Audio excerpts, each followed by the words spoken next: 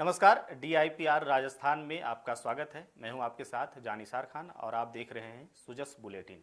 चलिए शुरू करते हैं आज की खास खबरें, लेकिन पहले डालते हैं नज़र हेडलाइंस पर। राजस्थान लोक सेवा आयोग ने जारी किया RAS 2024 प्री का परिणाम। परीक्षा में 21,539 अभ्यर्थी हुए सफल। करीब 4 लाख अभ्यर्थियों ने दी थी RAS 2024 प्री की परीक्षा। किसानों को मिलेगी खुशखबरी। प्रधानमंत्री जारी करेंगे PM किसान सम्मान निधि की 19वीं किश्त। 72 लाख किसानों के खाते में हस्तांतरित होगी राशि। मुख्यमंत्री भजनलाल शर्मा ने दिया प्रदेश के 72 लाख किसानों को तोहफा। बजट में बढ़ाई PM किसान सम्मान निधि की राशि। राज्यपाल हरिभाऊ बागड़े हुए स्काउट गाइड राज्य पुरस्कार समारोह में शामिल। प्रतिभागियों को दिए पुरस्कार, बढ़ाया हौसला। जयपुर जिला प्रभारी मंत्री जोगाराम पटेल की समीक्षा बैठक। बजट घोषणाओं को लेकर के अधिकारियों से किया संवाद। सांसद मंजू शर्मा भी रही शामिल। जयपुर में जल्द होगा यातायात सुधार। मुख्यमंत्री ने बजट में एलिवेटेड रोड, मेट्रो विस्तार और ऑक्सीजन पार्क की घोषणा। जयपुर जिला प्रशासन ने चलाया जागरूकता अभियान। जिला कलेक्टर ने दी बेटियों को गुड टच बैड टच की सीख। राज्यपाल ने की अखिल भारतीय वरिष्ठ नागरिक महासंघ के राष्ट्रीय सम्मेलन में शिरकत। कहा, वृद्धाश्रम हमारे राष्ट्र की परंपरा नहीं बल्कि पश्चिम की देन है। खबरों में आगे बढ़ते हैं, बात करते हैं RPSC एग्जाम की। राजस्थान लोक सेवा आयोग ने Rajasthan state and subordinated services combined competitive exam का रिजल्ट जारी कर दिया है। काफ़ी समय से अभ्यर्थी इसका इंतजार कर रहे थे, वहीं अब यह रिजल्ट जारी कर दिया गया है। RPSC ने अपने आधिकारिक वेबसाइट पर रिजल्ट को अपलोड कर दिया है। बता दें कि राजस्थान प्रशासनिक सेवा यानी कि RAS प्रारंभिक परीक्षा 2024 का आयोजन इस साल 2 फरवरी 2025 को किया गया था। RAS प्री परीक्षा में कुल 21,539 अभ्यर्थी सफल हुए, जबकि 1680 अभ्यर्थी ऐसे हैं जिन्होंने परीक्षा निर्देशन बिंदु संख्या 11 के तहत किसी परीक्षार्थी द्वारा 10% या 15 से अधिक प्रश्नों में 5 विकल्पों में से कोई भी विकल्प अंकित नहीं किया। इस वजह से इन अभ्यर्थियों को अयोग्य घोषित किया गया है। अगली खबर की ओर रुख करते हैं, बात करेंगे PM किसान सम्मान निधि की, जहां पर प्रधानमंत्री किसान सम्मान निधि योजना के लाभार्थियों को 19वीं किश्त 24 जनवरी को जारी किया जाएगा। प्रधानमंत्री श्री नरेंद्र मोदी बिहार के भागलपुर में आयोजित होने वाले किसान सम्मान समारोह में जारी करेंगे। सहकारिता राज्य मंत्री श्री गौतम कुमार डक ने बताया कि योजना के तहत राजस्थान के 72 लाख से अधिक किसानों के बैंक खातों में 1400 करोड़ रुपए से अधिक की राशि सीधे हस्तांतरित की जाएगी। इस अवसर पर दुर्गापुरा स्थित कृषि प्रबंधन संस्थान में एक राज्य स्तरीय किसान सम्मान समारोह का आयोजन किया जाएगा। इस कार्यक्रम में मुख्यमंत्री श्री भजनलाल शर्मा मुख्य अतिथि के रूप में शिरकत करेंगे। वहीं जिला, ब्लॉक एवं ग्राम स्तर पर भी इस प्रकार के कार्यक्रम आयोजित किए जाएंगे, जिनमें बड़ी संख्या में कृषकों की भागीदारी सुनिश्चित की जाएगी। सहकारिता मंत्री ने बताया कि राज्य में मुख्यमंत्री किसान सम्मान निधि योजना लागू कर PM किसान सम्मान निधि योजना के समस्त पात्र किसानों को 2,000 रुपये की अतिरिक्त राशि दी जा रही थी, जिसे राज्य बजट 2025-26 में बढ़ाकर 3,000 रुपये करने की घोषणा की गई है। राज्य में अब योजना के पात्र किसानों को 8,000 रुपये के स्थान पर 9,000 रुपये प्रति वर्ष सम्मान निधि के रूप में मिलेंगे। अगली खबर का रुख करेंगे। भारत स्काउट गाइड राज्य मुख्यालय में राज्य पुरस्कार सम्मान समारोह का आयोजन किया गया। इस समारोह को संबोधित करते हुए राज्यपाल श्री हरिभाऊ बागड़े ने कहा कि स्काउट गाइड संगठन नहीं, आदर्श कार्य संस्कृति है। उन्होंने कहा कि हमें इस संगठन के जरिए प्रयास किया जाए कि नवयुवकों की बौद्धिक क्षमता बढ़े। इसी से भारत सभी क्षेत्रों में तेजी से विकास की ओर अग्रसर हो सकेगा। उन्होंने मैकाले द्वारा देश की शिक्षा पद्धति को बदलकर मानसिक रूप से गुलाम किए जाने की चर्चा करते हुए कहा कि इसके तहत भारतीय संस्कृति और शिक्षा परंपरा को बदला गया। उन्होंने अपने स्व और संस्कृति को अग्रणी रखते हुए विकसित भारत के लिए कार्य करने का आह्वान किया। उन्होंने कहा कि राजस्थान में इस संगठन की सर्वाधिक सदस्य संख्या और राष्ट्र स्तर पर पुरस्कार में अग्रणी रहने की सराहना की। अगली खबर का रुख कर देंगे। जिला प्रभारी मंत्री जोगाराम पटेल ने प्रेस कॉन्फ्रेंस में सरकार की उपलब्धियों और आगामी योजनाओं की जानकारी दी है। सांसद मंजू शर्मा भी इस प्रेस कॉन्फ्रेंस में मौजूद रहीं। मंत्री पटेल ने कहा कि जयपुर न सिर्फ राजधानी बल्कि एक ऐतिहासिक शहर भी है और इसके विकास के लिए सरकार पूरी तरह से प्रतिबद्ध है। मंत्री पटेल ने बताया कि पिछली की गई घोषणाओं में 90% भूमि आवंटन के प्रकरण निपटाए जा चुके हैं और शेष 2-3 दिनों में पूरे कर दिए जाएंगे। वहीं पिछले बजट की 95% वित्तीय स्वीकृतियां जारी कर दी गई हैं, जो जल्द ही 100% तक पहुंच जाएंगी। सरकार अपने संकल्प पत्र का 50% पूरा करने की ओर बढ़ रही है। जयपुर में ट्रैफिक समस्या को कम करने के लिए एलिवेटेड रोड परियोजना को मंजूरी भी दी गई है। साथ ही जयपुर मेट्रो कार्य क्षेत्र का विस्तार भी किया जाएगा। पर्यावरण संरक्षण के लिए 15 करोड़ रुपए की लागत से ऑक्सीजन पार्क बनाया जाएगा, जिससे शहरवासियों को शुद्ध हवा मिल सकेगी। युवाओं में बाबा साहब अंबेडकर के विचारों को बढ़ावा देने के लिए एक नई यूनिवर्सिटी की घोषणा भी की गई है। साइबर क्राइम पर लगाम कसने के लिए भी सरकार ने ठोस कदम उठाने की बात कही है। वहीं हरमाड़ा में एक नए ट्रामा सेंटर की स्थापना होगी और जयपुर के अस्पतालों में सुधार के लिए विशेष बजट आवंटित किया गया है। अल्बर्ट हॉल के निर्माण, सांगानेर के विकास और तालकटोरा को पर्यटन स्थल बनाने के लिए बजट आवंटित किया गया है। मंत्री पटेल ने बताया कि उनका बचपन तालकटोरा के आसपास बीता है और इस क्षेत्र को अब और विकसित किया जाएगा। खेल के क्षेत्र में भी सरकार गंभीर है। एसएमएस स्टेडियम में बैडमिंटन कोर्ट के निर्माण की घोषणा की गई है। अगली खबर का रुख करते हैं, जहां पर राजस्थान सरकार के सूचना प्रौद्योगिकी और संचार विभाग के तत्वाधान में संचालित Rajasthan centre of advance technology की ओर से क्विज ए थॉन स्कॉलरशिप परीक्षा का सफलतापूर्वक आयोजन किया गया, जिसमें लगभग 1500 युवाओं ने भाग लिया है। यह छात्रवृत्ति परीक्षा राज्य के युवाओं को उभरती हुई तकनीक के क्षेत्र में उत्कृष्ट प्रदर्शन करने और भविष्य के लिए तैयार होने का एक महत्वपूर्ण अवसर प्रदान करती है। क्विज एक थॉन का आयोजन संभाग एवं जिला स्तर पर किया गया, जिससे राज्य के दूरस्थ क्षेत्रों के प्रतिभाशाली युवाओं को भी इस महत्वपूर्ण पहल में भाग लेने का अवसर मिला। यह परीक्षा न केवल युवाओं की तकनीकी क्षमता का आकलन करती है, बल्कि उन्हें artificial intelligence, data science, robotic, cyber सुरक्षा, क्लाउड कंप्यूटिंग जैसे भविष्योन्मुखी क्षेत्रों में अपने कौशल को विकसित करने के लिए प्रेरित भी करती है।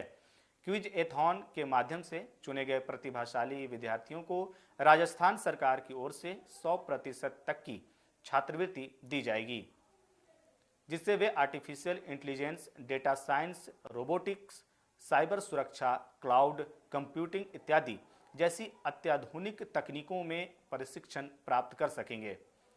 चयनित होने वाले छात्रों को वैश्विक टेक विशेषज्ञों से सीखने और इंडस्ट्री रेडी बनने का अवसर मिलेगा। आरकैट राजस्थान सरकार की युवाओं को उन्नत कौशल से सशक्त बनाने की प्रतिबद्धता को पूरा कर रहा है। यह पहल युवाओं को एक शानदार करियर की ओर अग्रसर करने का एक महत्वपूर्ण अवसर प्रदान करती है। चयनित प्रतिभागियों की सूची जल्द ही जारी की जाएगी। अगली खबर का रुख करते हैं। जिला प्रशासन द्वारा जहां पर जयपुर में गुड टच बैड टच जागरूकता कार्यक्रम चलाया जा रहा है, सक्षम जयपुर अभियान के तहत शुक्रवार को बेटियों को जागरूकता के टिप्स दिए गए। जयपुर के झालाना स्थित पीएम श्री केंद्रीय विद्यालय में बेटियों को गुड टच बैड टच की आवश्यक जानकारियों से रूबरू कराया गया। जिला कलेक्टर डॉक्टर जितेंद्र कुमार सोनी ने कार्यक्रम में बतौर मुख्य अतिथि शिरकत की। डॉक्टर जितेंद्र सोनी ने छात्राओं को सुरक्षा के साथ ही परीक्षा में सफलता के टिप्स भी दिए। इसके साथ ही जिला कलेक्टर ने छात्राओं से मातृभाषा का महत्व बताते हुए आम बोलचाल एवं कार्य में मातृभाषा को अपनाने की भी अपील की। कार्यक्रम में महिला अधिकारिता विभाग के उपनिदेशक डॉक्टर राजेश डोगीवाल ने भी शिरकत की। उन्होंने इनाया फाउंडेशन की ओर से बेटी बचाओ बेटी पढ़ाओ के लिए कार्यों की प्रशंसा की। कार्यक्रम में विद्यालय के 1000 विद्यार्थियों को गुड टच बैड टच का परीक्षण दिया गया। कार्यक्रम में छात्र छात्राओं ने नुक्कड़ नाटक के माध्यम से उनके साथ होने वाले बैड टच की व्यवस्था का प्रभावी मंचन भी किया। इनाया फाउंडेशन सचिव नीतिशा शर्मा ने बताया कि कार्यक्रम में POCSO act 2012, child helpline number 1098, one stop centre, महिला हेल्पलाइन 181, आत्मरक्षा, बाल विवाह उन्मूलन, वर्चुअल टच जैसे अपराधों के साथ ही महिला सुरक्षा की विस्तार से जानकारी दी। कार्यक्रम के प्रथम फेज में ग्रामीण और शहरी क्षेत्र के अब तक लगभग 35 विद्यालयों के 40,000 छात्र छात्राओं को संदेश दिया जा चुका है, जबकि दूसरे फेज में करीब 15,000 बच्चों तक पहुंचकर कानून की जानकारी देने का लक्ष्य रखा गया है। अगली खबर की बात करें, जहां पर उदयपुर के मोहनलाल सुखाड़िया विश्वविद्यालय के स्वामी विवेकानंद सभागार में अखिल भारतीय वरिष्ठ नागरिक महासंघ के 22वें राष्ट्रीय सम्मेलन का आयोजन किया गया। इस आयोजन में राज्यपाल श्री हरिभाऊ बागड़े बतौर मुख्य अतिथि शामिल हुए। आयोजन को संबोधित करते हुए राज्यपाल श्री हरिभाऊ बागड़े ने कहा कि हमारे देश में ब्रह्मचर्य, गृहस्थ, वानप्रस्थ और संन्यास आश्रम की परंपरा है। वृद्ध आश्रम की नहीं, वृद्ध आश्रम पश्चिम की देन है, जहां पर वरिष्ठ नागरिकों को बोझ समझा जाता है। राज्यपाल बागड़े ने वरिष्ठ नागरिकों का आह्वान किया है कि वे अपने शरीर एवं स्वास्थ्य का विशेष ख्याल रखें, क्योंकि स्वस्थ शरीर ही सबसे बड़ा धन है। उन्होंने वरिष्ठ नागरिकों को अपने अनुभव से राष्ट्र समृद्धि के लिए कार्य करने का आह्वान किया। उन्होंने कहा कि भारत ने ही विश्व को जीरो एवं दशमलव दिया, जिस पर आधुनिक तकनीक टिकी हुई है। इसलिए शिक्षा पद्धति में परिवर्तन की आवश्यकता देखते हुए केंद्र सरकार ने नई शिक्षा पद्धति लागू की, जो आने वाले समय में पुरातन भारतीय ज्ञान परंपरा को पुनर्जीवित करने का कार्य करेगी। राज्यपाल ने महासंघ की स्मारिका अनुभूति का विमोचन किया और वरिष्ठ नागरिकों को भी सम्मानित किया। अगली खबर का रुख करते हैं, जहां पर बता दें आपको कि मालपुरा के विभिन्न गांवों में जन सुनवाई कार्यक्रम का आयोजन किया गया। इस दौरान जलदाय मंत्री श्री कन्हैयालाल चौधरी ने कहा कि 19 फरवरी को राज्य सरकार के दूसरे बजट में प्रत्येक वर्ग का ख्याल रखा गया है। मुख्यमंत्री श्री भजनलाल शर्मा के नेतृत्व में राज्य सरकार सर्वजन हिताय की सोच के साथ प्रदेशवासियों के सर्वांगीण विकास के लिए प्रतिबद्ध है। श्री चौधरी ने जनप्रतिनिधि आपके द्वार के तहत शनिवार को अपने विधानसभा क्षेत्र में कहा कि जल जीवन मिशन का समय वर्ष 2028 तक बढ़ाया गया है। इससे प्रदेश के ग्रामीण क्षेत्रों में पेयजल सुविधा का और बेहतर प्रबंधन किया जा सकेगा। उन्होंने कहा कि शहरी क्षेत्रों में अमृत 2.0 योजना एवं नगरीय निकायों में पेयजल आपूर्ति के कार्यों को समय सीमा में कराया जाएगा। साथ ही अब मुख्यमंत्री जल जीवन मिशन में पेयजल समस्या के ग्रसित शहरी क्षेत्रों में पानी की समुचित व्यवस्था की जाएगी। जलदाय मंत्री ने कहा कि विगत 11 वर्षों में टोडारायसिंह और मालपुरा के क्षेत्रों में पेयजल, सड़क, चिकित्सा, शिक्षा एवं विद्युतीकरण को लेकर अनेक विकास कार्य किए गए। इस बजट में भी लगभग इस क्षेत्र में 100 करोड़ रुपए से अधिक की राशि से सड़कों का निर्माण कराया जाएगा, ताकि लोगों को आवागमन में परेशानी नहीं हो। लांबाहरी सिंह को सामुदायिक स्वास्थ्य केंद्र में क्रमोन्नत कर आम जन की वर्षों पुरानी मांग को पूरा किया गया है। नगर पालिका का गठन होने से लांबाहरी सिंह का त्वरित गति से विकास होगा। इस दौरान लांबाहरी सिंह एवं आसपास के गांवों के ग्रामीणों ने जलदाय मंत्री का नागरिक अभिनंदन पत्र के माध्यम से आभार व्यक्त किया। अगली खबर की बात करें, जहां पर राजस्थान से मुंबई चंडीगढ़ जाना अब आसान हो गया है। कोटपुतली के पनियाला मोड़ से अलवर के बड़ौदा मेव के बीच 86 किलोमीटर लंबा 6 लेन हाईवे बन रहा है। यह सीधे चंडीगढ़ से जुड़ जाएगा। इसे पहले इसको दिल्ली मुंबई सुपर एक्सप्रेसवे से भी जोड़ा जाएगा। राजस्थान के लोगों को सीधे चंडीगढ़ जाने में भी आसानी होगी। 1600 करोड़ रुपए के नए हाईवे, कुल 46 व्हीकल अंडरपास और 23 एनिमल अंडरपास हैं। इनमें 23 एनिमल अंडरपास से टाइगर, लेपर्ड, नीलगाय सहित अन्य वन्य जीव आसानी से आ जा सकेंगे। इसी के साथ ही इस 6 लेन हाईवे पर 2 जगह, पहला घाटला, दूसरा पेहलगांव पर पेट्रोल पंप और होटल होंगे। अगले साल तक इसका निर्माण पूरा होने की संभावना है। ज्वाइंट स्टॉक कंपनी ने हाईवे निर्माण का काम मार्च 2024 में शुरू किया था, जहां 2026 तक काम पूरा करने की टाइमलाइन है। प्रोजेक्ट मैनेजर प्रतीक कश्यप ने बताया, अलवर के बड़ौदा मेव से गुजर रहा एक्सप्रेसवे दिल्ली और मुंबई को सीधे जोड़ता है। अभी से चंडीगढ़ से जोड़ने का काम किया जा रहा है। ऐसे में अलवर होकर दिल्ली, मुंबई, चंडीगढ़ जाने वाले लोगों को फायदा मिलेगा। दिल्ली रेवाड़ी रेल लाइन पर उलाहेड़ी और चांदोकी स्टेशन के पास आरओबी भी बनाएंगे। हाईवे का अब तक करीब 15% काम पूरा हो चुका है। 25 से 30 किलोमीटर मिट्टी की भराई जारी है। हाईवे के लिए 86 में से करीब 60 किलोमीटर तक जमीन का अधिग्रहण पूरा हो चुका है। पूरे हाईवे के लिए करीब 100 लाख टन मिट्टी की जरूरत पड़ेगी। तकरीबन 35 लाख टन पत्थर रोड़ी की जरूरत भी होगी। बाकी डामर काम में ली जाएगी। 6 जगह पर होगा इंटरचेंज।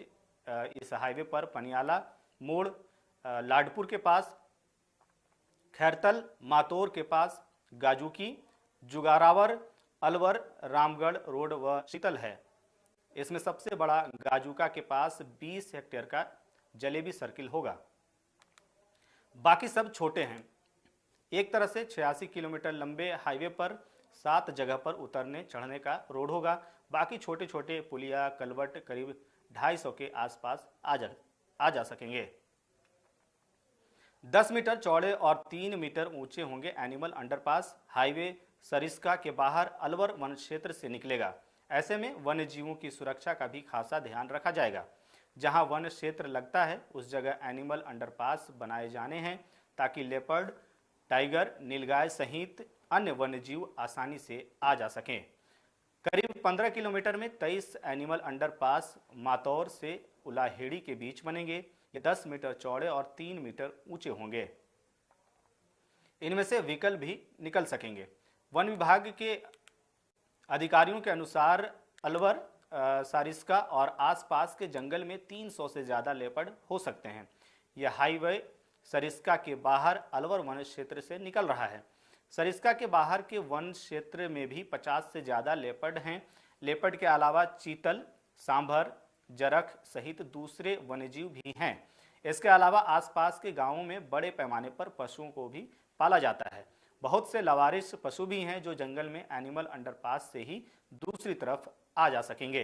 राजस्थान से मुंबई, चंडीगढ़ जाना आसान होगा।